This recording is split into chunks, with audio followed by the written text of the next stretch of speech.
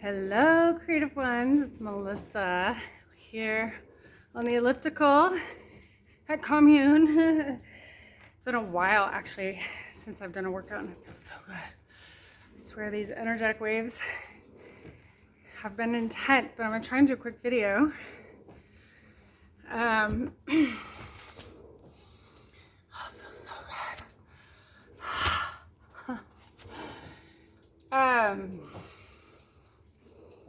Greetings from Bali. I'm going to try and hold this because the stand isn't working here. So hopefully it doesn't make you dizzy. It's making me a little dizzy actually. I want to talk about abundance because this is really big.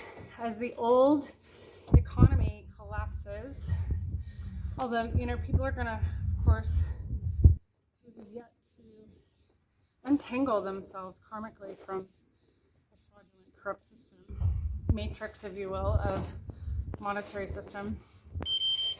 It's rooted in our relationship with the divine, right? You idolize money as your source, that's greed. So the key is not that money is bad, because money is just a symbol, it's just energy, right? But the energy, the energetics, the imprint of money, right? Not all money is the same, not all energy is the same. So a new system is being born, and that is of divine sovereign love, right? It's from rooting your sense of self, your identity, your consciousness, your source of security, safety, survival is in the divine. It's in the divine truth of knowing that you are a creator being, that you're a divine, sovereign, creative being. That is your birthright. And you've been conditioned out of that for lifetimes, generations, right? Into, as Bob Marley would say, mental slavery. Our mind is one of our biggest contributors to what we create, right? So if we have a free mind, we can freely create and focus our heart energy, our creative source of energy into the world. If we are unfocused or,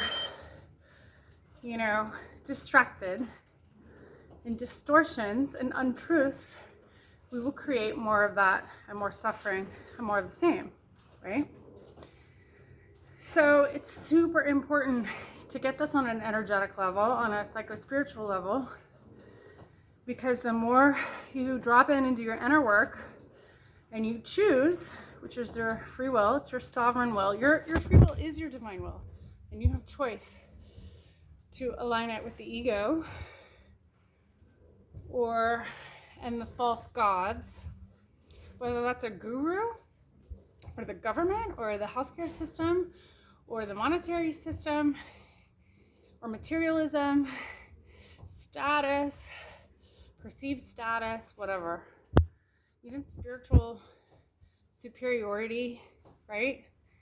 If it's not of love, it will collapse in the fifth dimension. It will be very hard to anchor anything into the fifth dimension and beyond unless you have a clear, you're rooted in what many would refer to as Christ consciousness, right?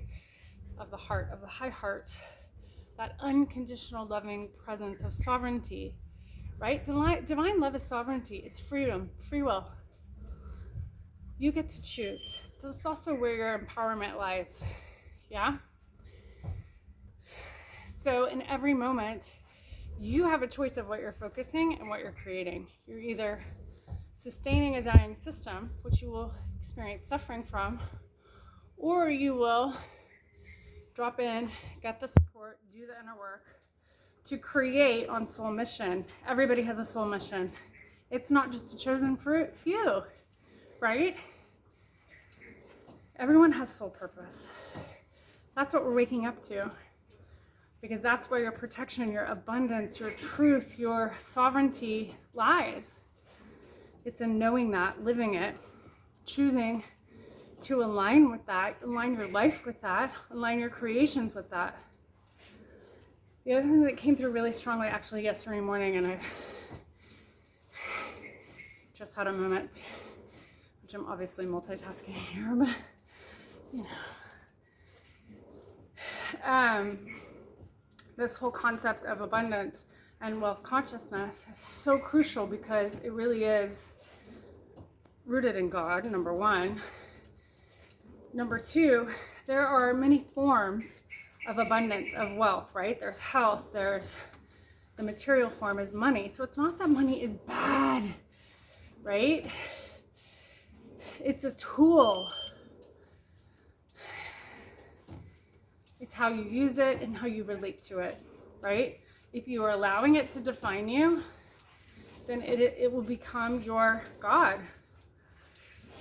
So you have to get really honest with yourself. Also, the feminine forms, and that's the masculine tangible, the material is the masculine form of abundance. And we've been in this patriarchal society and consciousness very overly valued the material form.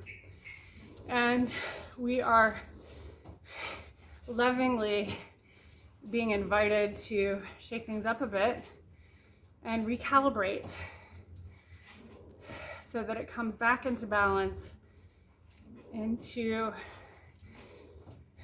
equanimity with the feminine form of abundance, which is imagination, ideas, love, relationships, connection, Gaia, natural resources of the earth, right?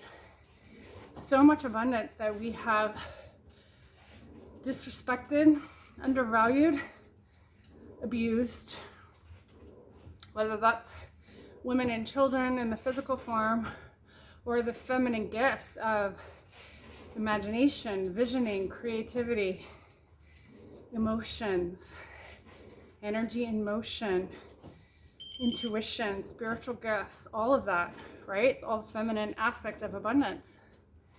So this is coming more frontline because it is the spiritual warriors, if you will, the ones who have been initiating in this for years, lifetimes, for this shift in the physical realm of Gaia, of Earth, to,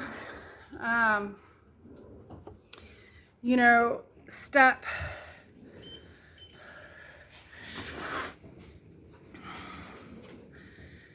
into and lead the way of how it's done in the physical. It has to be, you have to starve the systems that are dying, pull your energy, detangle yourself from the government systems, the economic systems that keep you in bondage, the healthcare systems, right? The cultural systems, the educational systems, so that you can be free and inspired. And then you have to heal from that, right? You have to transmute that energy before you create something new, or you're just going to carry it forward. So you've got to rewire the imprints, purify the heart. That's what all the trauma work is all about. And again, if you need support, go to my website, melissadantoni.com. Download my free audio in Creative Alchemy. It's a multi-dimensional, alchemical clearing. More than clearing, it's evolutionary. You will rewire those imprints using paint, water, color, frequency. It's energy medicine using paint, right? So you will reprogram that, and it's quantum. It happens very, very quick. So all these new quantum technologies are changing, paradigm changing, right? Like, it no longer takes you 60 years of therapy, to heal from childhood trauma. It can happen actually really quickly. But the other thing is the way you integrate that is by changing the patterning, the karmic patterns. You can do karmic clearing, karmic work until the cows come home.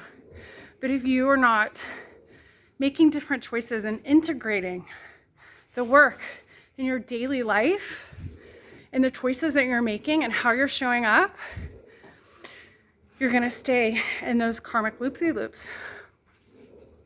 Yeah, and I see this a lot. I've seen this in my own life, so no judgment. And it wasn't until I really got the message from Spirit was like, you can do all, and I saw it with my clients. It's like, you can do all the energy work, you know, and channel the most beautiful conduit, you know, messages and all of this. But if you're still tapped into, I can't do this because I don't have the money, or, you know, whatever the scarcity story is, then you are gonna stay stuck in that karmic loop until you activate the courage. And sometimes we need help with this. Sometimes we need other leaders and facilitators and mentors who have done this, you know, who are doing this, who are living this. We're not just talking about it, right?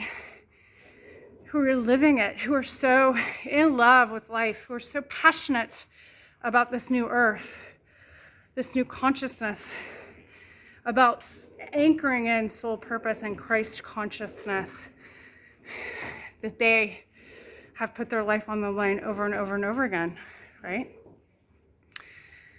In order to ground these new codes, yeah?